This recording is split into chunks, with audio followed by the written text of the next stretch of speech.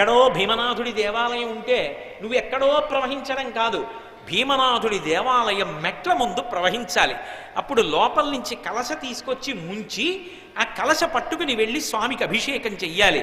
అంత తేలికగా ఉండేటట్టుగా ఓ గౌతమి గంగా మాతో రా అని ప్రార్థించడం కోసమని సప్తర్షులు గోదావరి ప్రవాహం వైపుకి వెళ్ళారు.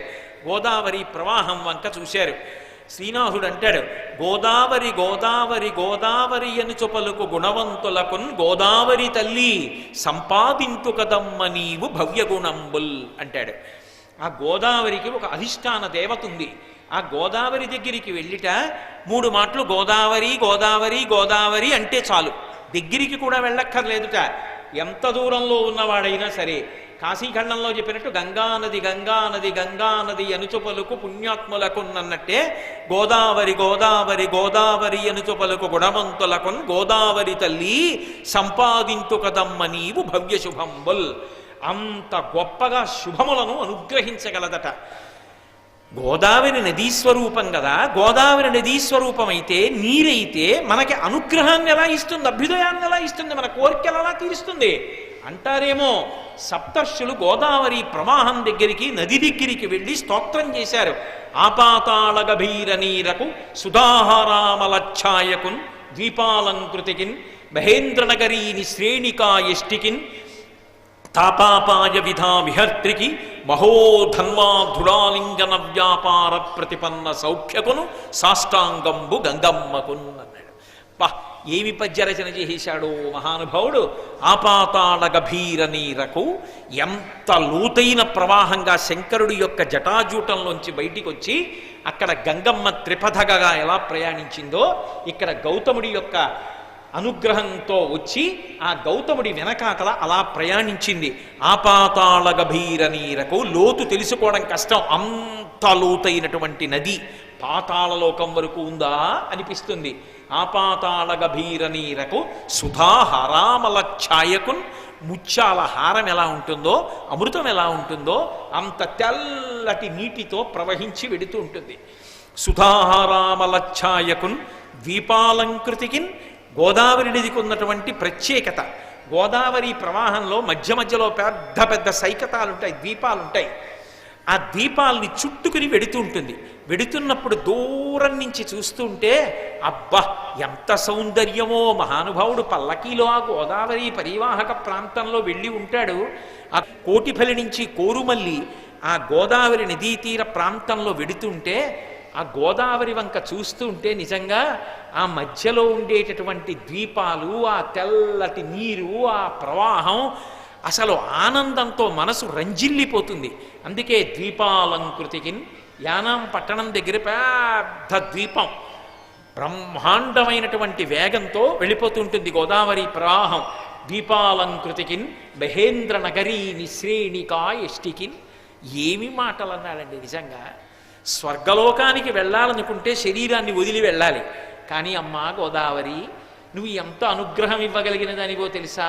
నిన్ను స్మరించడం, నీలో స్నానం చెయ్యడం, నీ గుణాలని కీర్తించడం స్వర్గలోకానికి చేరుకోవడానికి భువి నుంచి దివికి వేసిన పెద్ద నిచ్చెనవమ్మా. నువ్వు అంత పొడుగ్గా ప్రవహిస్తున్నావు. దీపాలంకృతికిన్ మహేంద్రనగరీని శ్రేణికాయష్టికిన్ తాపాపాయ విదా విహర్త్రికి. ఆదిభౌతిక ఆధ్యాత్మిక ఆదిదైవికములనేటటువంటి 3 తాపములను తీసివేయగలిగినటువంటి దానివి. తాపాపాయ విధా విహర్త్రికి మహోధన్వాధృడాలింగన వ్యాపార ప్రతిపన్న సౌఖ్యకును. ఎన్నో నదులు వెళ్ళి సముద్రమునందు సంగమిస్తూ ఉంటాయి. కానీ ఒక్క గోదావరి నది సంగమానికి వస్తూ ఉంటేట సాగరుడు పురుషుడు కదూ, సముద్రం నదిని స్త్రీతో పోలుస్తారు. ఆ నది ప్రవహించి ప్రవహించి ప్రవహించి ప్రవహించి ప్రవహించి వెళ్ళి అమ్మ నా భర్తని చేరుకున్నానని సంతోషంతో కౌగిలించుకుంటుందిట. ఒక్క గోదావరి సంగమానికి మాత్రం ఒక విశేషంట. గోదావరి వస్తుంటే సముద్రుడు పొంగిపోతాట. అబ్బా వస్తోంది గోదావరిని చేతులు ముందుకు చాపుతాట. ముందుకు చాపి దా గోదావరి అని కౌగిలించుకుంటాట. అందుకే మహోధన్వాధృడాలింగన వ్యాపార ప్రతిపన్న సౌఖ్యకును. శ్రీనాథుడి అనుభవాన్ని మీరు దర్శనం చేయొచ్చు. యానాం దగ్గర నుంచి పడవలో సముద్ర సంగమం వైపుకు వెడుతుంటే కొంత దూరం పడవ ప్రయాణం బాగానే సాగుతుంది. కొంచెం దూరం దాటిన తర్వాత ఒడ్డున గాయత్రీదేవి దేవాలయం ఉంటుంది. ఆ దేవాలయం దాటి కొంచెం ముందుకు వెళ్ళేటప్పటికీ సముద్ర కెరటాలు నది యొక్క లోపలికి వచ్చేస్తాయి. వచ్చేసి పడవ ఇలా ఊగుతుంది, ఇలా ఊగుతూ వెడుతుంది. అంటే అది నది అయినా మీరు నీళ్లు కొంచెం తీసి నోట్లో పోసుకుంటే ఉప్పతనం వచ్చేస్తాయి. 10 కిలోమీటర్లు 15 కిలోమీటర్ల యువతల వరకు చేతులు చాపి ఆ కౌగిలించుకుంటున్నప్పుడు మరి సముద్రం యొక్క ఆనందం కదూ. గోదావరిని కౌగిలించుకోవడానికి సముద్రుడంత ఆనందపడిపోతాడు. బహోధన్వా దృఢాలింగన వ్యాపార ప్రతిపన్న సౌఖ్యకును సాష్టాంగంబు గంగమ్మకున్. అమ్మా నీకు సాష్టాంగం అమ్మా అన్నారు సప్తర్షులు. మామూలు వాళ్ళు గారు. గోదావరి నది మీద అంత అద్భుతమైన ప్రార్థన చేశారు. అమృతమయమైన పయోధారణ హరహంబు ఈ సృష్టి కల జంతుకోట్ల రక్షింతువీవు జనని వౌటకు ఏమి సంశయము చెప్పుమా గౌతమీ గంగ ఆలోల ఘనతరంగ అని పిలిచారు. అమ్మా అవి నీళ్ళమ్మా, అది అమృతం అమ్మా, నీలో ఉన్న జలం. అమృతమయమైన పయోధార నహరహంబు రాత్రనక పగలనక ఈ సృష్టి కల జంతుకోట్ల రక్షింతువీవు కోట్లాది ప్రాణులను నీ నీటితో కాపాడుతున్నావు కదమ్మా, రక్షిస్తున్నావు కదమ్మా. జనని వౌటకు ఏమి సంశయము చెప్పుమా. అమ్మా అని పిలుస్తాను నిన్ను గోదావరి అని పిలవను. ఎందుకనంటే మా అమ్మ దగ్గరికి వెడితే నేను మా అమ్మని పేరు పెట్టి పిలుస్తానా? అమ్మా అంటానమ్మా. జనని వౌటకు ఏమి సంశయము చెప్పుమా గౌతమీ గంగ ఆలోల ఘనతరంగ మంచి మంచి కెరటాలతో ప్రవహించేటటువంటి ఓ గోదావరి తల్లి, నువ్వు మా అందరికీ అమ్మవమ్మ. గౌతమ కన్యా తటిని ప్రీతి పయప్పానమనరించు మనుజ వ్రాతము ఒందదు మరలన్ మాతృపయోధర పయక్కణాస్వాదనముల్ అన్నాడు. భక్తితో వెళ్ళి నమస్కారం చేసి, అమ్మా గోదావరి నీకు ఒక అధిష్టాన దేవత ఉన్నది, నువ్వు పరమశివుని యొక్క జటాజూటంలోంచి ఆవిర్భవించావు, గౌతమ మహర్షి యొక్క శ్రమ చేత ప్రవహించి వచ్చావు, ఒక గోవుని రక్షించడానికి తీసుకొచ్చాడమ్మా. గోవు ప్రాణములు నిలబెట్టడానికే వచ్చింది గోదావరి ప్రవాహం, గౌతమ మహర్షి తీసుకొచ్చాడు. కాబట్టి తల్లి భక్తితో నమస్కరించి నీలో ఉన్నటువంటి జలములను కొద్దిగా పానం చేసినంతటి మాత్రం చేత ఇక మళ్ళీ అమ్మ యొక్క స్తనముల నుండి ఊరేటటువంటి పాలు తాగడమ్మా.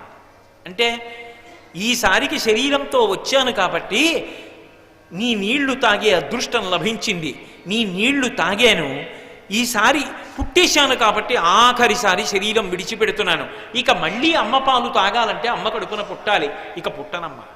నీలోని నీరు తాగడం అంటే అమృతం తాగడమే, కాబట్టి ఇక పుట్టవలసిన అవసరం లేదు. అందుకే గౌతమ కన్యాతటిని ప్రీతి పయప్పానమనరించు మనుజవ్రాతము వందదు మరలన్ మాతృపయోధర పయక్కణస్వాదనమున్. అమ్మ యొక్క స్తనములలోంచి ఊరేటటువంటి పాలు తాగవలసినటువంటి అవసరం ఉండదమ్మా అన్నారు.